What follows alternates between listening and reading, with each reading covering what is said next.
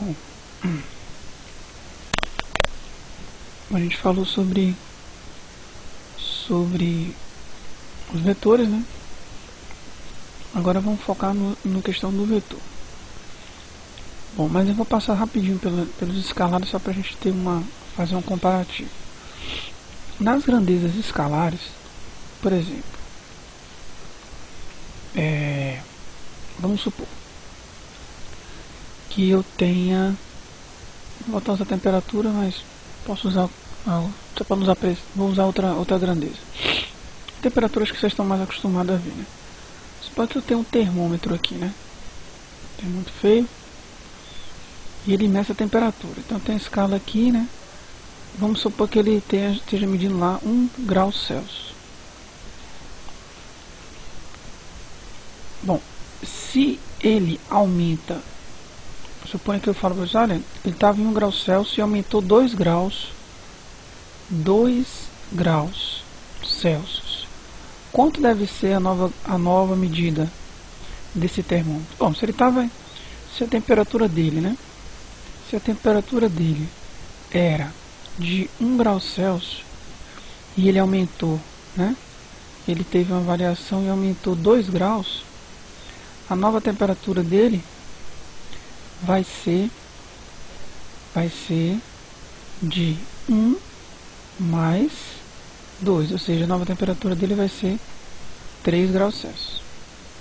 É assim que a gente faz para calcular as operações para diminuir a mesma coisa, mas assim que a gente faz, basicamente a gente faz isso para medir, para operar com grandezas escalares. Bom, mas no caso da grandeza vetorial é um pouco diferente, porque, por exemplo, eu vou botar um direcionamento aqui, viu? Para que eu acerte norte, sul, né? Leste, oeste. Bom, se eu caminho de oeste para leste, suponho aqui que eu caminho de oeste para leste, suponho que eu caminho 2 metros. Eu estava nessa posição e vim para cá, 2 metros. Chegando aqui, eu caminho mais 2 metros. Só que eu mudo de direção e sentido. Eu mudo a direção do meu movimento. Então, eu caminho 2 metros para cá, de um ponto, eu vou chamar de ponto A para um ponto B, e depois eu caminho mais 2 metros do ponto B para um ponto C. Bom, dá para entender esse caso que eu não posso, por exemplo, dizer que a distância entre o ponto A e o ponto C é simplesmente formada pela soma das duas distâncias. Eu não posso dizer isso, está errado. Porque pela figura você consegue perceber que ele caminhou, né? Ele caminhou numa direção, né, que pode ser uma base de um triângulo, e depois uma altura, uma região que pode ser a altura de um triângulo. Então, se eu disser para você qual foi o deslocamento desse objeto, do ponto A para o ponto C, eu vou ter que calcular essa medida aqui, ou seja, a diferença entre os pontos, a distância entre um ponto inicial e final. É claro que, se eu disser qual foi o caminho percorrido, ou seja, qual foi o comprimento do caminho percorrido, aí sim, eu vou fazer uma soma. Se eu estiver interessado no caminho, ou no trajeto desse objeto, aí eu posso somar 2 mais 2, que vai ser 4 metros. Agora, se eu estiver interessado na distância ou deslocamento,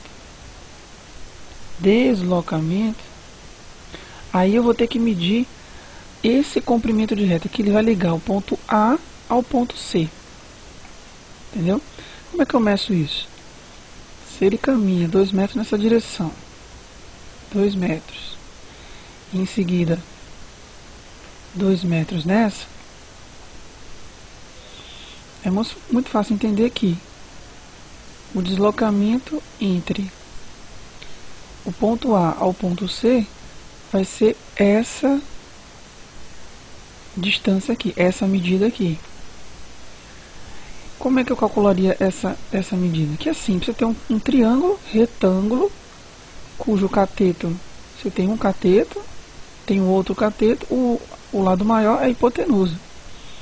Então a gente sabe que, se eu disser que SD é a hipotenusa ao quadrado é igual à soma dos quadrados dos catetos. Né? Então, eu posso dizer que essa distância, é só pegar esse quadrado e transformar em raiz, né? 2 ao quadrado é 2 vezes 2. 2 ao quadrado é 2 vezes 2. Então, vai ser 4 mais 4. 4 mais 4 é 8. Então, a distância é igual a raiz de 8. Não dá um valor exato, né? Vai dar 2 raiz de 2 metros. Então, essa vai ser a distância entre esse ponto e esse. Você perceba aqui, o deslocamento do ponto A ao ponto C não é a soma pura e simplesmente dos deslocamentos. Então, essa soma aqui é uma soma vetorial. É uma soma vetorial.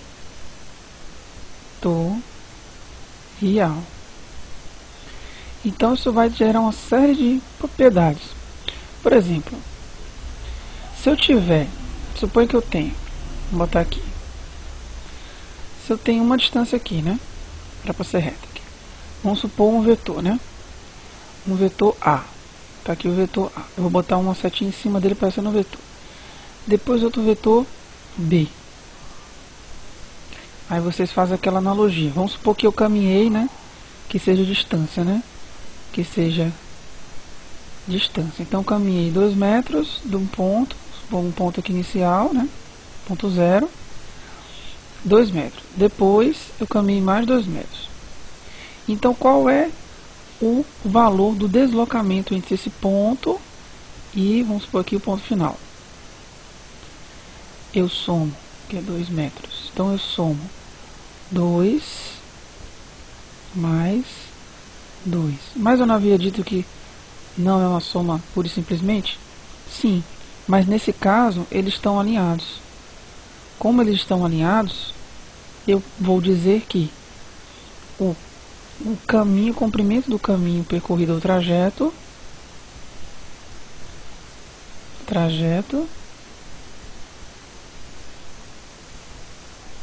é igual ao deslocamento.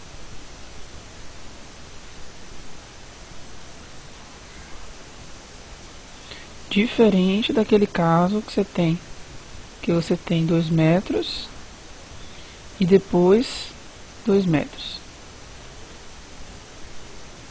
Por quê? Por quê?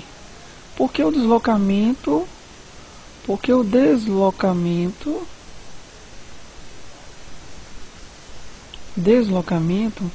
é diferente do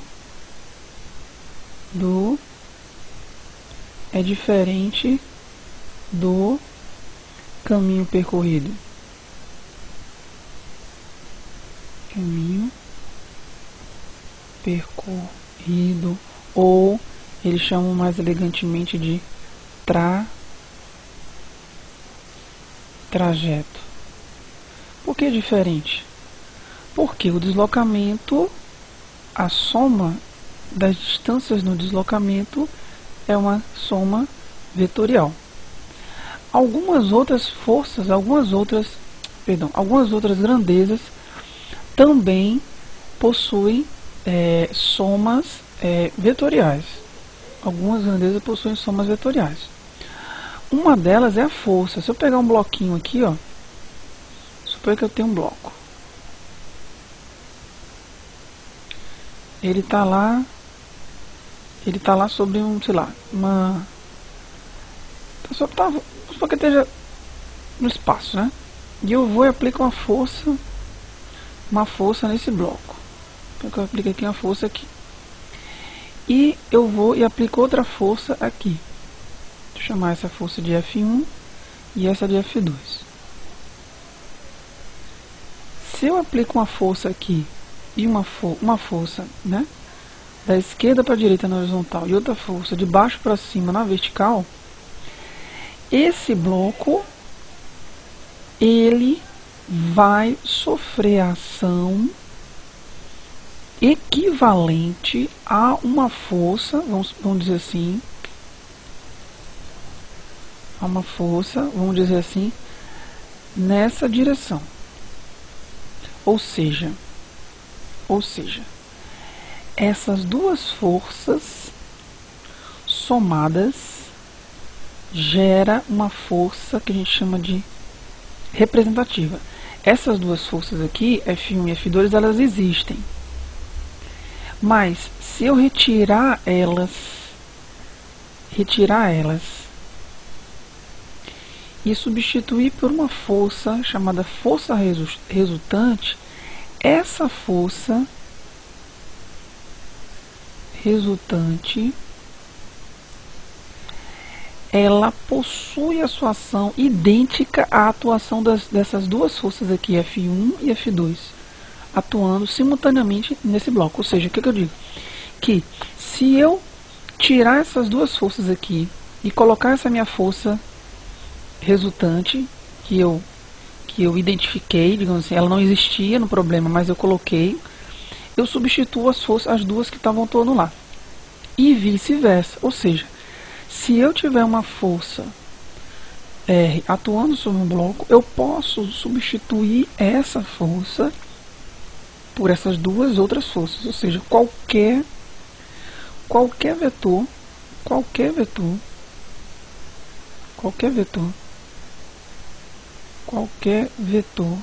V pode ser substituído por componentes. Essas componentes, elas atuando juntas, possuem uma resultante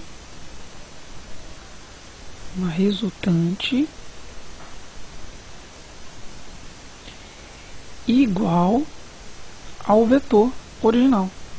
Ou seja, esses dois vetores, lembrando que são somas vetoriais, né? Esses dois vetores somados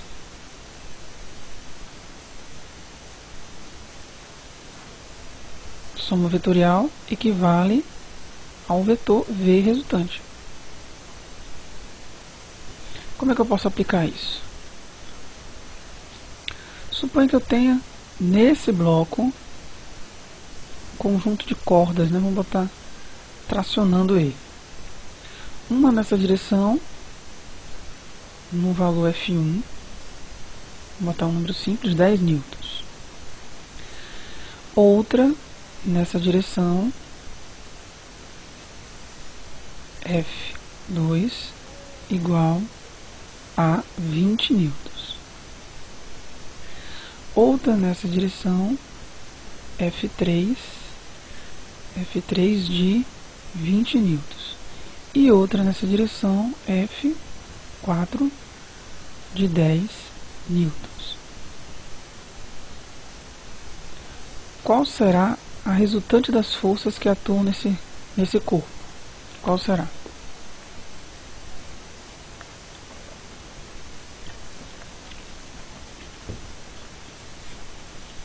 Bom, lembra que quando eu tenho forças, elas são colineares, elas estão na mesma linha, a exemplo daquele vetor que eu coloquei, eu posso fazer uma soma simples dela, tá vendo?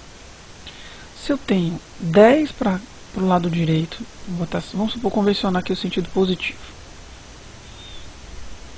e para cima o sentido positivo, semelhante àqueles do gráfico. Se eu tenho, por exemplo, um vetor de 10 newtons apontando para o sentido positivo. Vamos botar assim, só no eixo x, né? No x. Eu vou ter 10 newtons e eu vou ter 20 newtons no sentido negativo. 20 newtons. A resultante no eixo x vai ser de menos 10 menos 20, ou seja, menos 10 newtons. Ela é menos porque eu convencionei esse sentido positivo, se o oposto é o negativo. É lógico, porque olha só, você tem 20 newtons numa direção e 10 no outro. Se eu botar um com o outro, a resultante vai ser 10 newtons, né? No sentido negativo, porque claro que F2 é maior que F1.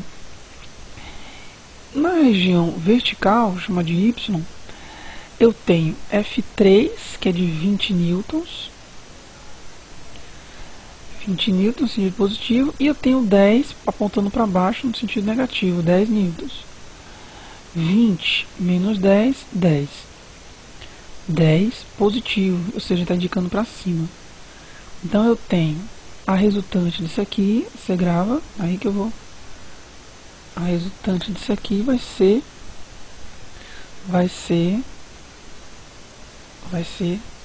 10 newtons no sentido negativo, né?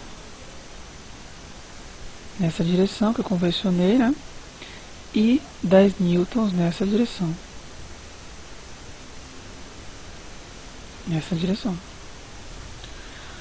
Então, a resultante dela vai ser essa. Se eu for, ela também pode ser representada por um vetor. Essas duas pode sumir, né, e ser representada por um vetor F resultante. Aí você vai fazer a mesma coisa da triângulo. Se você fizer um polígono aqui, ó, tá vendo que essa medida ela é geometricamente igual à medida desse paralelogramo aqui, ó, a resultante dela. Ele não deve passar, mas você consegue calcular essa resultante, ok?